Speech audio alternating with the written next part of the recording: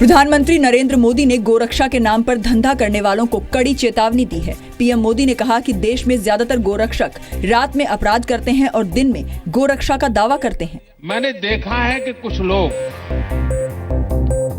जो पूरी रात एंटी सोशल एक्टिविटी करते हैं लेकिन दिन में गौरक्षक का चोला पहन लेते हैं। गायों पर हो रही राजनीति के बीच प्रधानमंत्री का ये पहला और सबसे बड़ा बयान है। दिल्ली के टाउन हॉल में पीएम मोदी ने कहा कि राज्य सरकार ऐसे गोरख धंधे करने वालों की एक लिस्ट बनाए। मैं राज्य सरकारों को अनुरोध करता हूं कि ऐसे जो स्वयंसेवी निकले हैं, अपने आप को बड़ा गौरक्षक मानते हैं, क्या जरा डोजियर तैयार करो। 70-80% ऐसे निकलेंगे जो ऐसे गोरख धंधे करते हैं जो समाज स्वीकार नहीं करता है, लेकिन अपनी उस बुराइयों को से बचने के लिए ये गौरक्षा का चोला पहन करके निकलते हैं। MyGov वेबसाइट के 2 साल पूरे होने पर पीएम नरेंद्र मोदी ने दिल्ली में टाउन हॉल किया। पीएम ने देश के अलग अलग शहरों और विदेशों से जुड़े भारतीयों के सवालों के जवाब दिए। पीएम ने कहा कि हर सवाल का जवाब पीएम से ही क्यों पूछा जाता है। पीएम के मुताबिक जिम्मेदारी और जवाबदेही तय होनी चाहिए। किसी पंचायत में कुछ हो जाए तो भी प्रधानमंत्री को पूछेंगे, नगर पंचायत में हो गया तो भी प्रधानमंत्री को पूछेंगे। गुड गवर्नेंस के लिए पहली आवश्यकता है जिसकी जो जिम्मेवारी है उससे उस जिम्मेवारी का हिसाब मांगना चाहिए।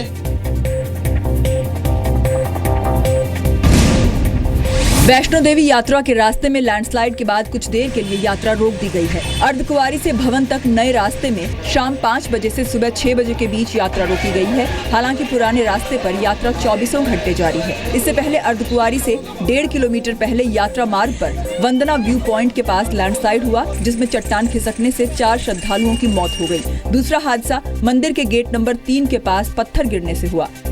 बारिश काफ़ी ज़्यादा थी और अगले भी 1-2 दिन और बारिश की संभावना है कि बारिश काफ़ी तेज़ होगी। इसके लिए जितने भी एहतियातन हो सकते हैं वो एहतियात लिए जा रहे हैं, लोगों को हिदायतें दी जा रही है। पानी तो ऐसा आ रहा था कि फ्लड जैसा आ रहा था ऊपर से, कुछ कंट्रोल ही नहीं कर पा रहे और सब लोग इकट्ठा एक जगह में खड़े रहे थे। श्राइन बोर्ड ने मृतकों के परिवार वालों को 3-3 लाख रुपए मुआवजे का ऐलान किया है। यूपी में विधानसभा चुनाव से पहले समाजवादी पार्टी ने हिंदुत्व कार्ड खेला है। सीएम अखिलेश यादव ने लखनऊ से वीडियो कॉन्फ्रेंसिंग के जरिए अयोध्या में एसी सत्संग हॉल का शिलान्यास किया। उन्होंने कहा कि जनता और संतों का आशीर्वाद मिलेगा तो समाजवादी पार्टी दोबारा सत्ता में आएगी। तो और तीर्थयात्री जितने बैठे हैं सम्मानित लोग, अगर इनका आशीर्वाद मिल जाएगा, मैं समझता हूँ तो समाजवादियों को कोई रोक नहीं सकता। आने वाले समय में हम लोगों को मौका फिर जनता देगी। कांवड़ियों को लेकर जेडीयू नेता शरद यादव के बयान का विरोध हो रहा है। भोपाल में बीजेपी कार्यकर्ताओं ने शरद यादव के खिलाफ प्रदर्शन किया। बीजेपी ने शरद यादव के बयान को हिंदुओं का अपमान बताया है, जबकि जेडीयू ने इससे इनकार किया।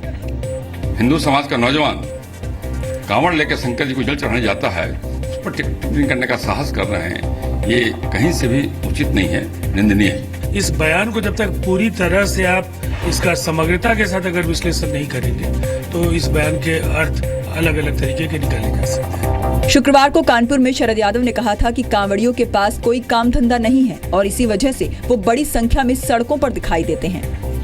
कांवड़िए बड़े पैमाने पर निकलते हैं, सावन वाला यानी हालात जो है वो सड़कों जो है वो इस सावन के त्योहार में जो पानी ढालने वाले हैं, सबसे बड़ा नज़ारा बेकारी बेरोजगारी का वहाँ देख सकते हैं। असम के कामरूप की एक अदालत ने कांग्रेस उपाध्यक्ष राहुल गांधी को मानहानि केस में समन भेजा है। उन्हें आरोपी बनाया है। आरएसएस के खिलाफ बयान को लेकर उन्हें 21 सितंबर को हाजिर होना है।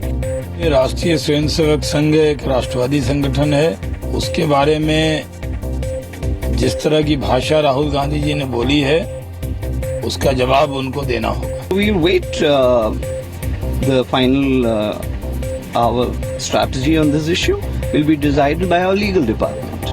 मामला असम के एक वैष्णव मंदिर का है। राहुल ने दिसंबर 2015 में अपनी यात्रा के बाद आरोप लगाया था कि संघ के कार्यकर्ताओं ने उन्हें मंदिर में जाने से रोका। इस बयान को संघ की छवि खराब करने वाला बताते हुए आरएसएस कार्यकर्ता अंजन बोरा ने मानहानि का केस दर्ज कराया था।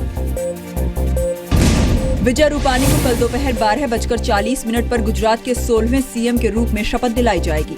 शपथ ग्रहण समारोह गांधीनगर के महात्मा मंदिर में होगा। नई जिम्मेदारी मिलने के बाद रूपानी ने गुजरात बीजेपी अध्यक्ष पद से इस्तीफा दे दिया।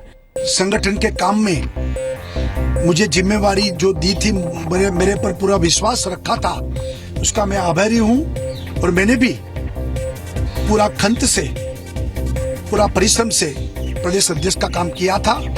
दावा पेश करने के बाद विजय रूपानी ने गुजरात के पूर्व सीएम केशुभाई पटेल से मुलाकात की और उनका आशीर्वाद लिया। केंद्रीय शहरी विकास मंत्री वेंकैया नायडू ने आज देश भर के 500 शहरों के लिए स्वच्छ सर्वेक्षण की शुरुआत की। स्वच्छ सर्वेक्षण के इस दूसरे चरण में 500 शहरों और कस्बों को शामिल किया गया है, जिनकी जनसंख्या 1 लाख या इससे ज्यादा है। स्वच्छ भारत मिशन में लोगों की भागीदारी बढ़ाने के लिए नायडू ने स्वच्छता हेल्पलाइन नंबर 1969 और स्वच्छता ऐप भी लॉन्च किया। स्वच्छ Bharat mission started 2 years back and the distance still to be traveled towards achieving the goal of open defecation free and Swachh Bharat Urban Mission India we can estimate. Assam के कोकराझार के आतंकी हमले की जांच में एनआईए मदद करेगी। एनआईए की एक टीम ने आज तिनियाली बाजार में हमले वाली जगह का दौरा किया, चश्मदीदों से बात की।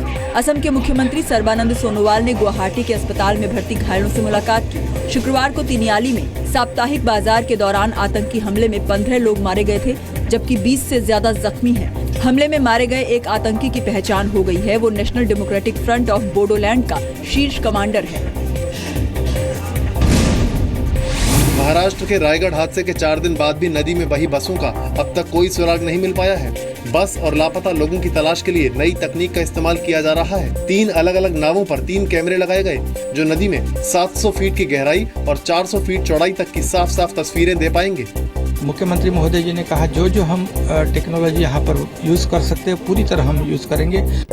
इस बीच हादसे में मारे गए 2 लोगों के शव आज बरामद किए गए। दोनों शव अलग अलग जगहों से मिले हैं। अब तक 24 शव बरामद किए जा चुके हैं।